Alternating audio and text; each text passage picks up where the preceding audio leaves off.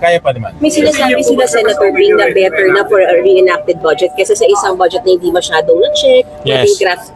Correct. Kaya rin kami medyo tumatagal kasi like for example in DPWH, sinumit lang ngayon yung kanilang bagong data. So binavalidate namin yung data tapos ini-encode namin yun sa almost 10,000 projects. So tinitingnan namin yung effect. So like yan, bago yan. Kaya gusto ko sana matapos before 4 o'clock pero hindi pa sila tapos. So restore ba yung 45 billion kung sakali? Tingnan ko muna yung data. Tingnan ko muna kung anong lalabas doon sa binigay ng DPWH. Kasi ang ginawa ng DPWH ngayon, nung sinamit nila sa amin, walang hauling at walang logistics. In short. So ngayon, pinasok na nila hauling.